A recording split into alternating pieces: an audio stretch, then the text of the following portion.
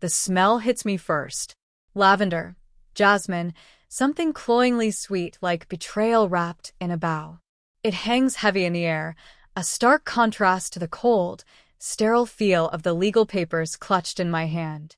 He stands there, across the polished floor, next to her. They're smiling, flushed with victory on their grand opening day, basking in the soft glow of what they built with my money. He sees me, and the smile falters, replaced by annoyance. She just looks curious, then dismissive. They have no idea. Not a single damn clue. The music is soft, spa-like, but in my ears, it's a roaring crescendo, the sound of a trapdoor swinging open. My heart is a cold, heavy stone in my chest, not beating with fear, but with a relentless, terrifying calm. I take a step forward, the sound of my sensible heels clicking on the floor echoing in the sudden hush that falls over the small crowd gathered for their celebration. Every eye is on me now, the unexpected guest, the ghost at the feast. His face is pale, a flicker of unease finally crossing it.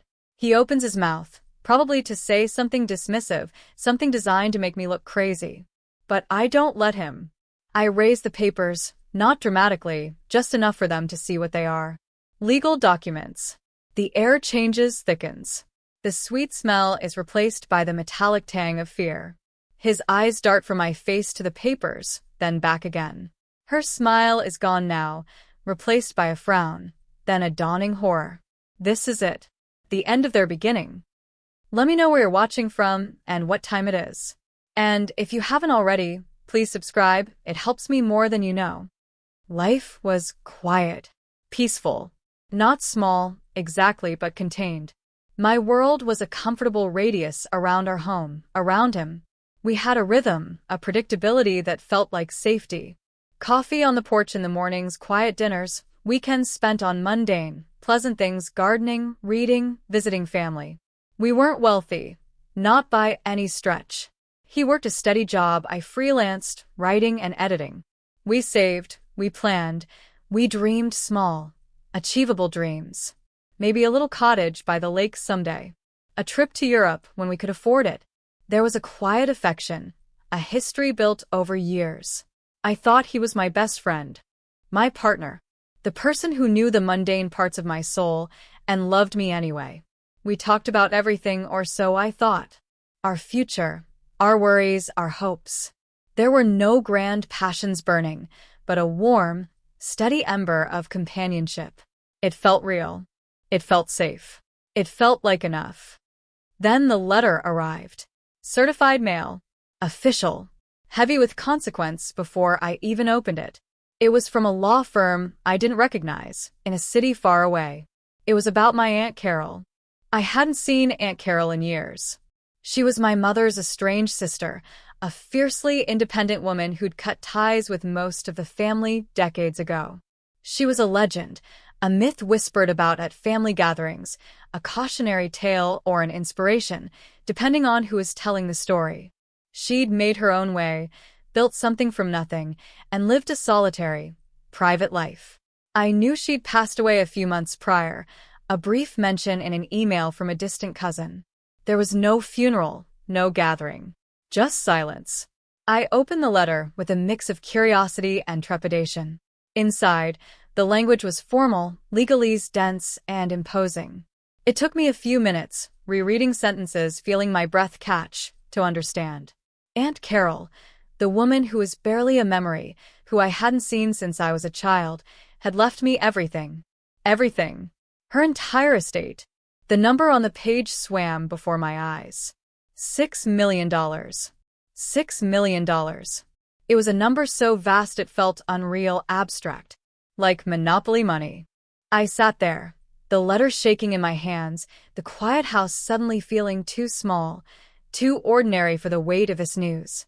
My husband came in, found me there, pale and trembling. He read the letter over my shoulder, his initial concern turning to disbelief, then shock, then something else. Something I couldn't quite name then.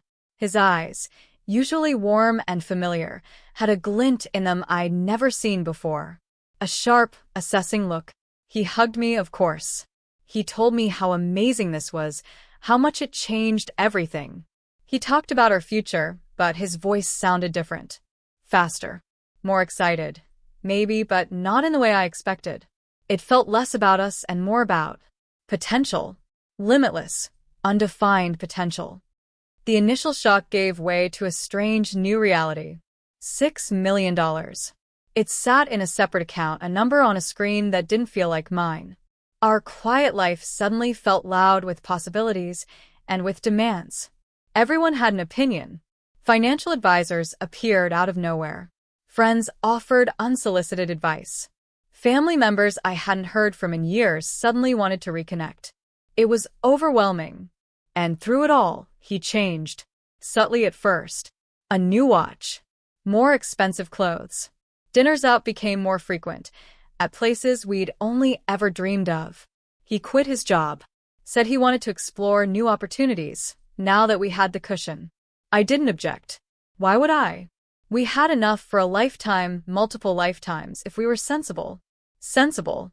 That was my nature. His, it turned out, was different. The new opportunities seemed to involve a lot of lunches, a lot of phone calls taken in hushed tones, a lot of evenings where he was working late or meeting contacts. He became secretive, distant. The warmth that had defined our quiet life together seemed to cool. When I asked about his plans, he was vague. Big things, he'd say, or working on something revolutionary. He had an excited energy, but it was directed outward, away from me. He was building something, but I wasn't part of the blueprint. He started talking about needing access to the funds, to the account. Not our joint savings, but the inheritance account. For seed money, for investments, for opportunities that couldn't wait. I hesitated. It was Aunt Carol's money. It felt sacred, somehow. A trust. He dismissed my concerns. We're partners, he'd say. This is for our future. Don't you trust me? The question felt like a weight.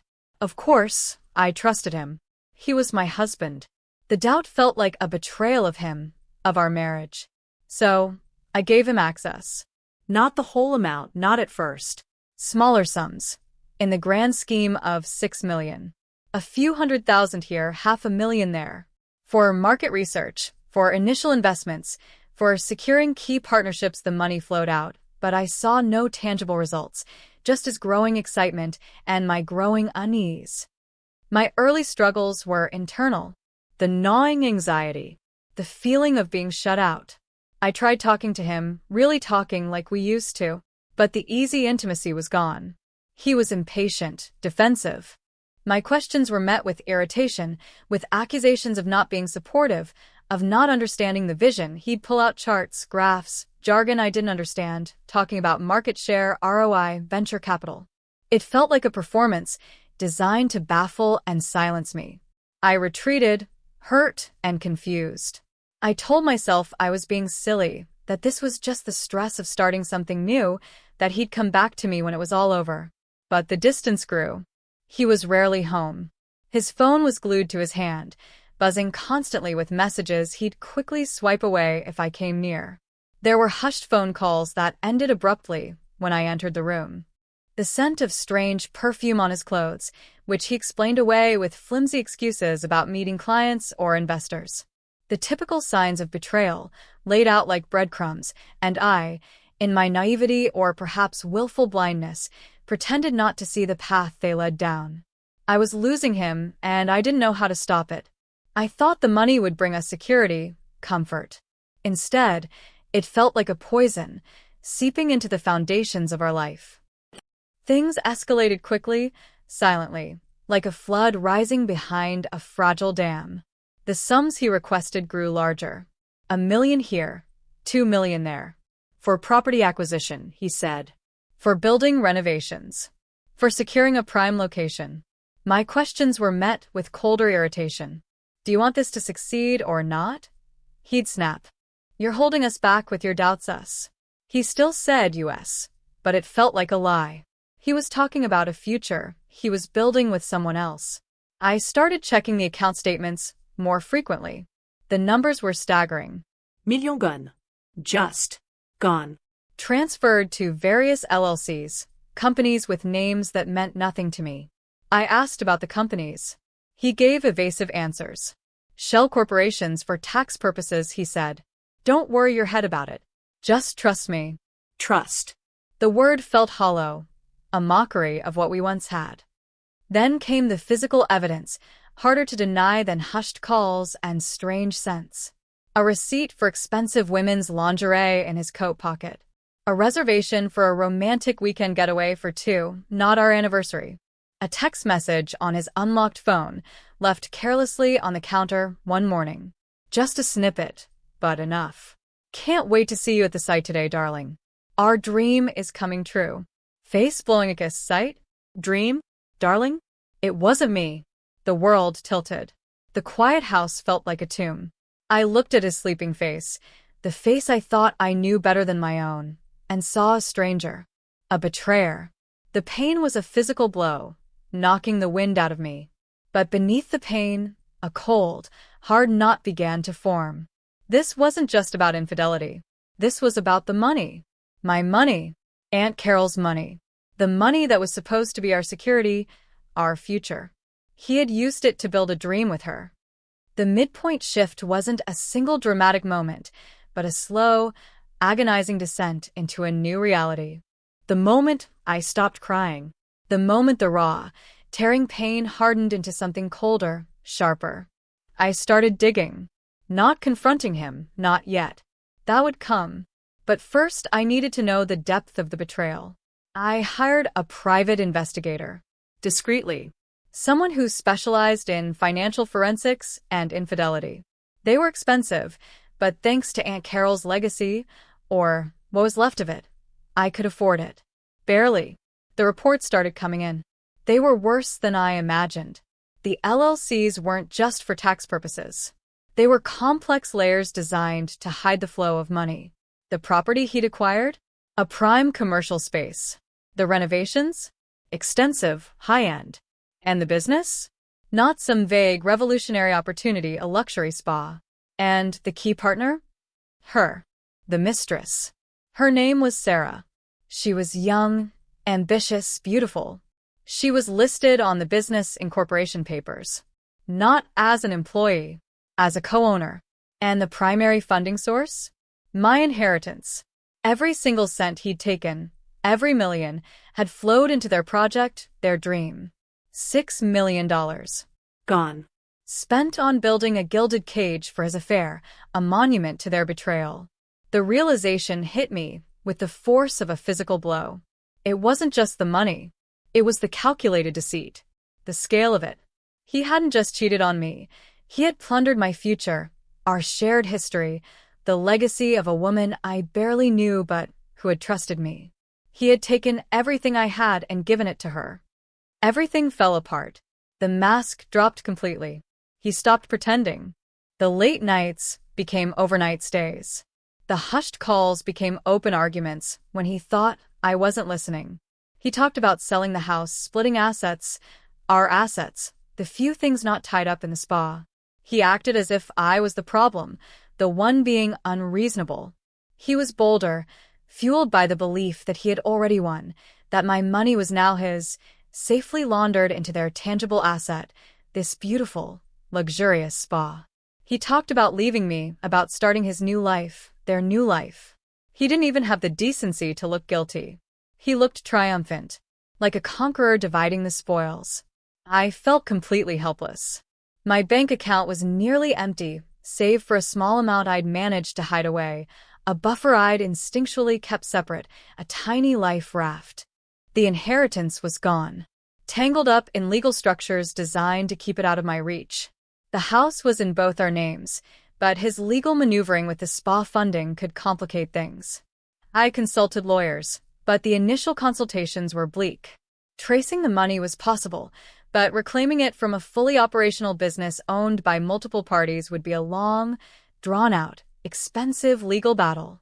Years in court, public humiliation, and no guarantee of recovering the full amount. It seemed he had planned every step, including how to make it nearly impossible for me to fight back. He had taken my future, my security, my dignity, and used it to build their paradise. and the grand opening date was set. A date I saw on one of Sarah's social media posts, a countdown to the unveiling of their creation. The deepening crisis was realizing I was trapped, stripped bare, watching them build their happiness on the ruins of my life, powerless to stop it. But trapped animals bite. Powerlessness can be a powerful motivator. Lying awake at night, staring into the darkness, listening to his even breathing from the other side of the bed, a gulf wider than any ocean, something shifted inside me. The despair began to curdle into a cold, hard resolve. I wasn't going to just walk away, broken and penniless. Aunt Carol hadn't just given me money. She'd given me an opportunity, a chance at a different life. He had stolen that not just from me, but from her memory. I wouldn't let him get away with it. The legal route seemed like a quagmire. Slow, public, uncertain. I needed something faster. Something definitive. Something that would hit him where it hurt the most. His triumph, his certainty, the very symbol of his betrayal. The spa. He had poured my $6 million into that building, into that business. It was the physical embodiment of his crime. Taking that away felt like the only way to reclaim what was mine. But how? I didn't have another $6 million to buy it out. Legal challenges were too slow. I needed a different angle. A vulnerability. I started researching.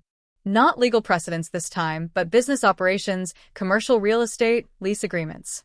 I spent hours online, reading case studies, understanding the intricacies of commercial leases. Most businesses, especially startups like theirs, lease their premises. Leases had terms, clauses, renewal options. And landlords. Who was the landlord of this prime commercial property he'd acquired? Public records. More digging. More hushed phone calls, this time to real estate lawyers, commercial brokers, property management companies. I learned about the building, its history, its owner, a large commercial real estate firm. And I learned something critical about commercial leases. They often had clauses about funding sources, about changes in ownership structure, and, crucially, about the financial stability of the tenant. And I knew, with chilling certainty, that their business, while seemingly flush with startup cash, was entirely dependent on money stolen from me. Money I could potentially trace and lay claim to. That didn't give me a direct claim on the spa itself, but it gave me leverage. It was a thread. The turning point wasn't a sudden revelation, but the slow, deliberate piecing together of a plan. It was the moment I looked at the spa not as a symbol of his betrayal, but as a business asset built with my capital, an asset that had its own vulnerabilities. I couldn't directly sue for the spa, but maybe I could disrupt their control over it. I focused on the lease. What if the landlord knew the true source of the funds? What if they were presented with a better offer? What if their seemingly secure lease wasn't as ironclad as they thought? I started working on that angle. I found a commercial real estate lawyer who specialized in complex lease negotiations and who, crucially, had a reputation for being discreet and ruthless. I presented my case, backing it up with the investigators' reports, the financial trails, the undeniable proof that the spa was built on a foundation of stolen money. It was unconventional, high risk, but the lawyer was intrigued. It wasn't just a spousal dispute. It was a potential case of commercial fraud and asset misappropriation. The lawyer saw the potential for a powerful, non-traditional play. The goal, not just to get my money back eventually through courts, but to cut them off at the knees, to take away the very thing they had stolen to create. To acquire the lease myself. The days leading up to the grand opening were a blur of controlled tension. I continued living in the house, a silent stranger sharing space with a man who was oblivious to the storm gathering around him. He was euphoric, busy with last-minute preparations, hosting pre-opening parties she had organized, basking in the glow of their impending success. He barely noticed my quiet presence, my polite refusal to engage in conversation about the big day. Let him have his illusion. Let him believe he had won. I was working in the shadows, moving pieces he didn't even know were on the board. My lawyer was in contact with the building's landlord, presenting them with the documented evidence of the questionable funding source and, more importantly, a new offer. A significantly higher offer to take over the lease, effective immediately. Commercial landlords care about reliability and profit. A tenant whose funding is potentially subject to legal challenge and clawback is a risk. A new tenant, with clear, untainted funds, offering better terms, is appealing. It was a gamble. The landlord could have dismissed us. But my lawyer was persuasive and the documentation was damning. There were tense negotiations, counteroffers, clauses examined and leveraged. I poured every last dollar I had access to into this. It felt terrifying and exhilarating. Then, the call. The day before the opening. It was my lawyer. "It's done," he said, his voice flat, professional. "They accepted. The new lease is signed. Yours. Effective tomorrow. Midnight tonight. Their lease is terminated." I hung up the phone, my hand trembling. It was real. The spa. Their dream. The monument to their betrayal. It was mine. To do with as I pleased. A cold, hard triumph settled over me. It wasn't just about the money anymore. It was about justice. About reclaiming power. About proving that he couldn't just take everything and walk away. The lawyer advised me to serve the papers at the opening. Make it public. Leave no room for denial or maneuver. Let their moment of victory be their moment of defeat. It felt brutal. Necessary. A kind of poetic, devastating finality. I spent the rest of the day in a strange state of calm, preparing not for a battle, but for an execution. I dressed carefully, not in black, not in anything dramatic. Just a simple, elegant dress. I was no longer the heartbroken wife. I was the woman who had come to collect. And that brings me back to the beginning. The smell of lavender and jasmine. The soft music. His face, falling from triumph to confusion, then horror. Her bewildered, then furious stare. I walk towards them, the crowd parting slightly. He takes a step forward, finding his voice. "What the hell are you doing here?" he hisses, trying to keep his voice low, but the tension is palpable. "This is a private event." I stop a few feet away, close enough to see the sweat bead on his forehead, the frantic look in his eyes. I don't raise my voice. My voice is calm, clear, cutting through the spa music like a scalpel. "I'm here to claim my property." He stares at me, then laughs, a short, nervous sound. "Your property? Are you insane? This is our business," he gestures to Sarah. "We built this. With my money," I state, the simple truth hanging in the air, heavy and undeniable. $6 million of my inheritance. Laundered through shell corporations, used to acquire this space, fund the renovations, buy all this. Aromatherapy, I gesture around the room, the movement slow, deliberate. My eyes meet Sarah's. She looks scared now, her bravado gone. "You can't prove that," he blusters, but his voice is shaky. He knows. He knows I have proof. The investigators' reports were undeniable. "Oh, I can," I say softly. "And I have. The financial trail is clear. But tracing the money isn't why I'm here today." I hold up the documents again. "I'm here about the lease." Confusion flickers across his face. "The lease? What about the lease?" "It's in the business's name." "It was." I correct him gently. "As of midnight last night, your lease was terminated." His eyes widen. "What are you talking about?" "That's impossible. We have a 10-year lease." "You had a lease," I repeat. Commercial leases often have clauses about the financial integrity of the tenant, about the source of funding, about significant changes in the tenant's financial standing, especially if that funding is derived from, let's say, questionable sources. I let that hang there. My lawyers presented the building owner with documentation regarding the provenance of your startup capital. They weren't thrilled about having a tenant whose primary funding source was potentially subject to litigation and asset recovery, especially when presented with a better offer. His face is ashen. He understands now. The calculation. The quiet maneuvering. "A better offer?" he whispers, disbelieving. "Yes," I confirm. "I acquired the lease. Effective immediately, I hold out the papers. This is the notice. You have 24 hours to vacate the premises. All inventory, equipment, everything tied to your business must be removed. The locks will be changed tomorrow morning. Silence descends, absolute and crushing. The soft spa music feels obscene. Every eye is on him, on her, on me. His carefully constructed world, built on lies and stolen millions, is crumbling in real time, in front of everyone. He looks at the papers in my hand, then back at me, his eyes wide with disbelief, with dawning, absolute horror. He opens his mouth, but no sound comes out. Sarah makes a choked gasp, reaching out a hand towards him. The shock on his face is profound. He hadn't just lost the spa, he'd lost everything. His future with her, his public image, his supposed triumph. He thought he was safe, that the money was laundered, untouchable.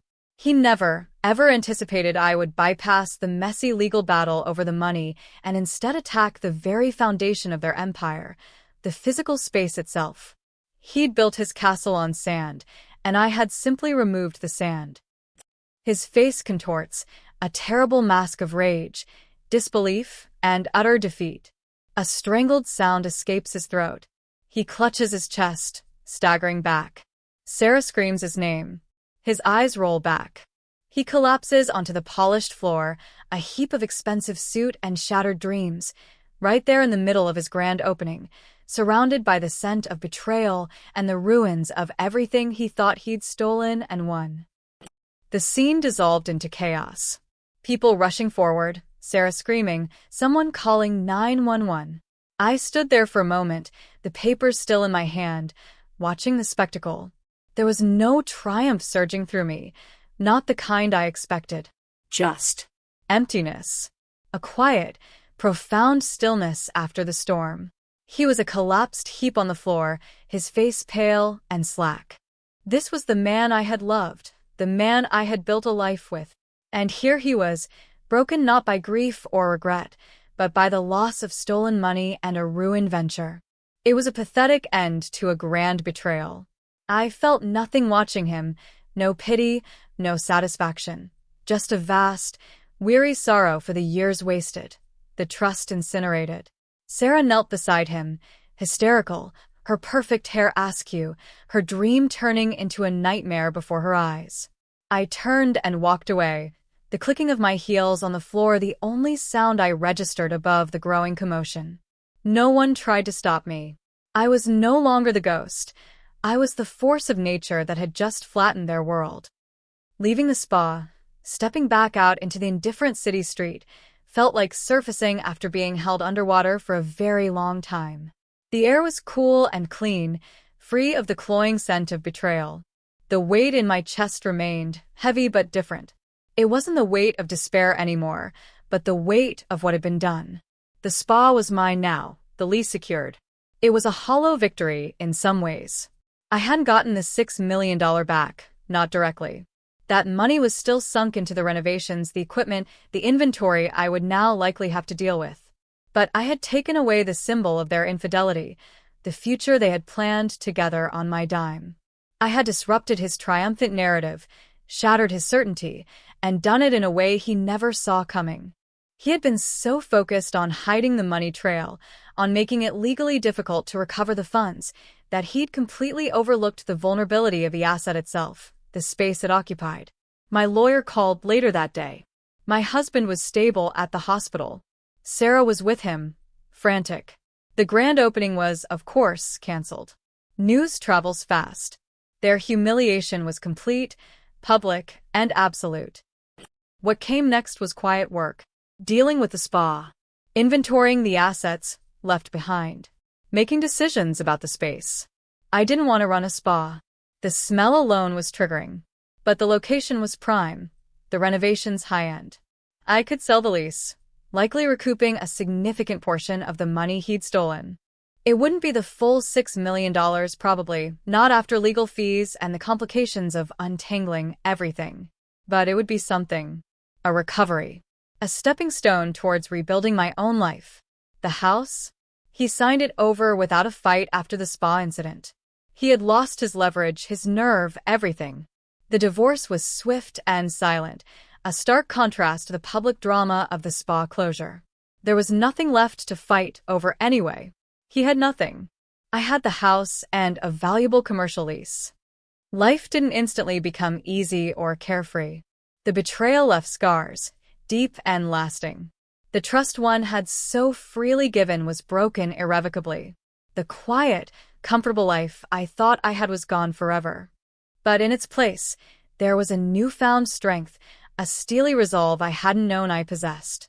Aunt Carol's legacy, twisted and misused, had ultimately given me the means to fight back, to reclaim not just some of the money, but my own agency.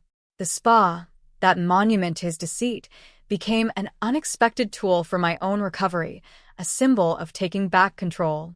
It wasn't the future I had planned, not even close. But it was a future I had built myself, stone by stone, out of the wreckage he had created. The smell of lavender still makes my stomach clench sometimes. But it's fading, replaced by the scent of possibility, sharp and clean. If this story hit close to home, I'd love to hear your version. Drop a comment with where you're listening from and what time it is. And subscribing helps bring more of these stories to life. Thank you for being here.